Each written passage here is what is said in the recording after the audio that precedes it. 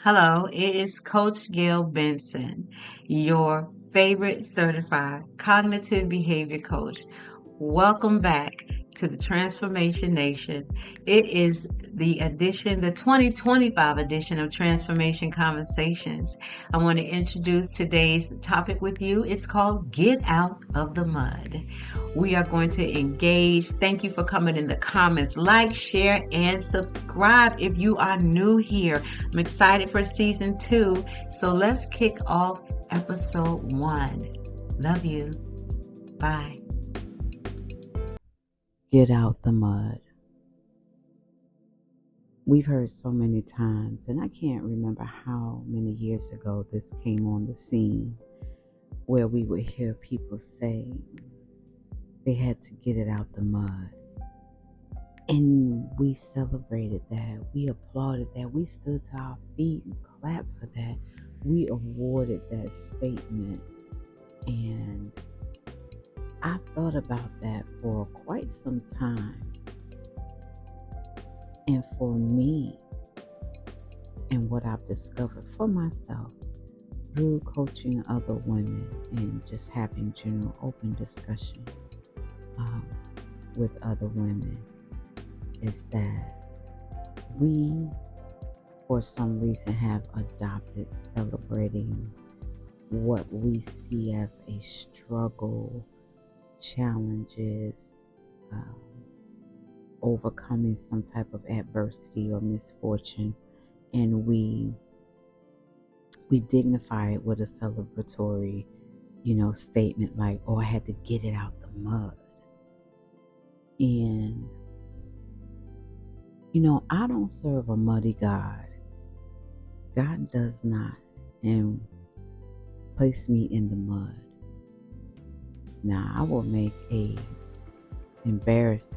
very embarrassing confession.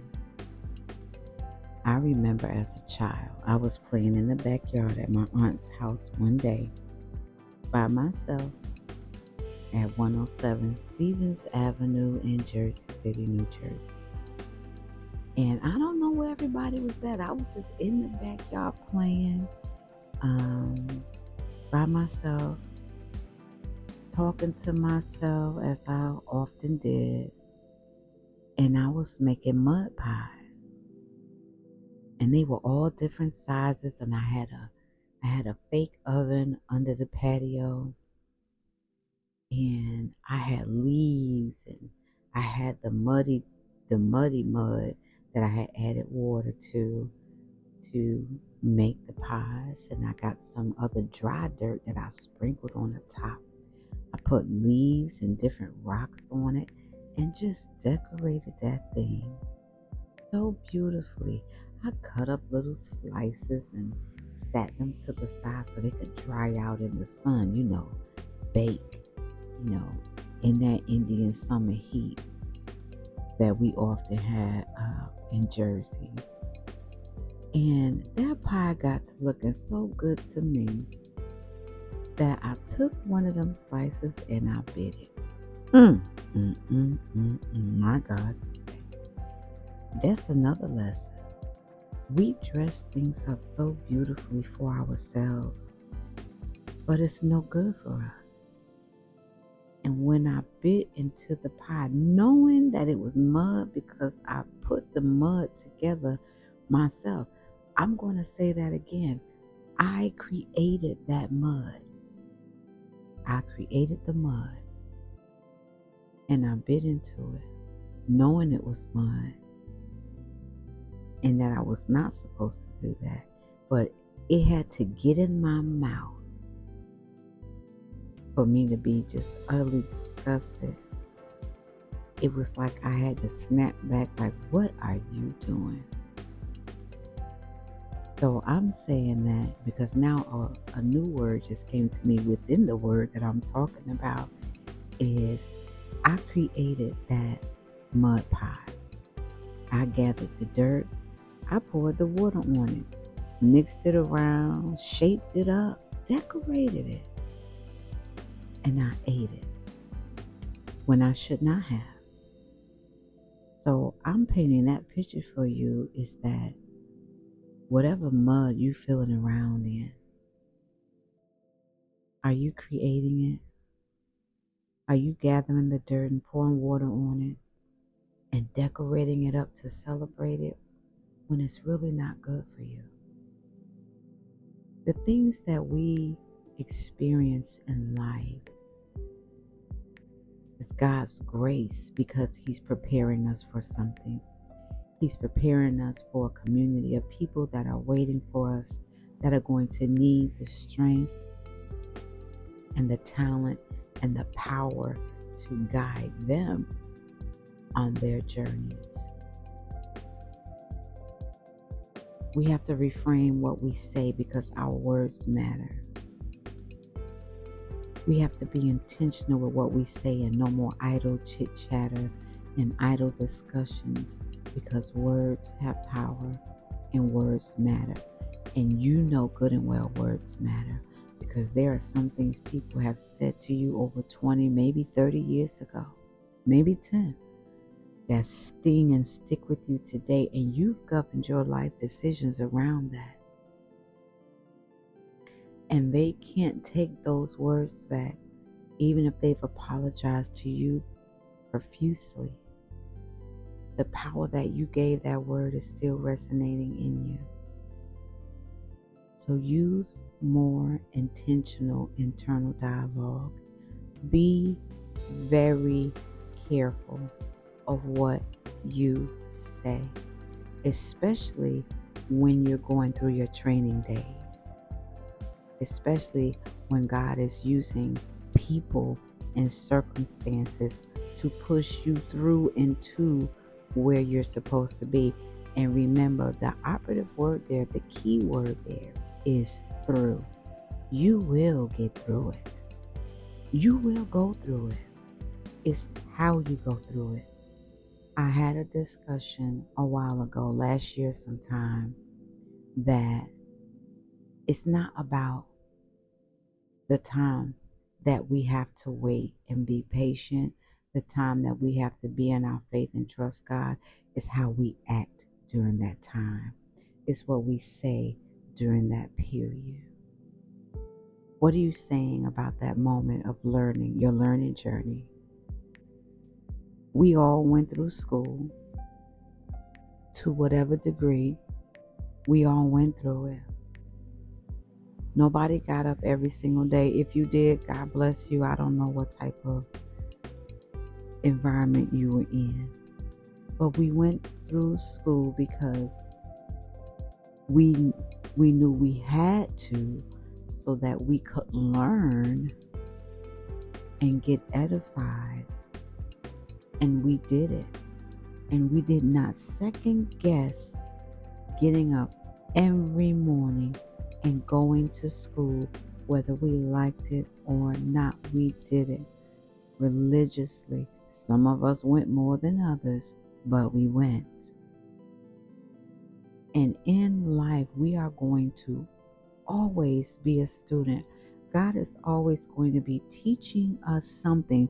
And if He's not, I pray that you connect and commune with Him so that you can get a hold of what it is He needs you to know. Because there's going to always be something for you to know, because there's always going to be someone that needs your help, needs your insight, needs your expertise, needs your inspiration and your encouragement, needs to feel empowered.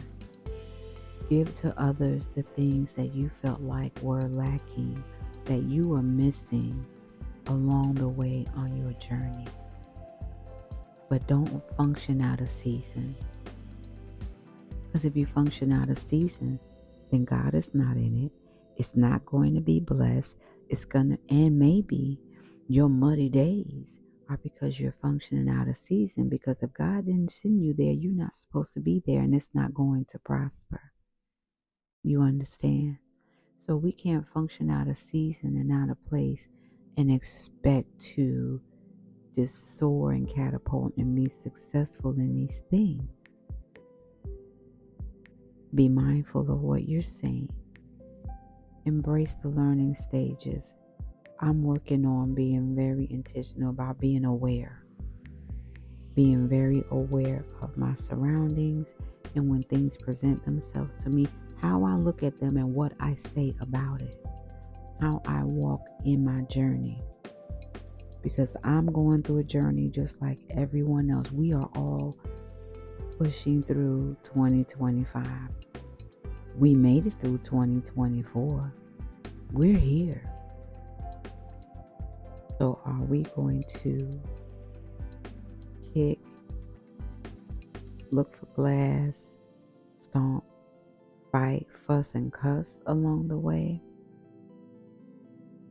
Or are we going to look around and enjoy the scenery and embrace the things that we've never seen before and welcome the experiences and the opportunities that are new for us and that are going to charge us to grow and to do something different so that we can see something different?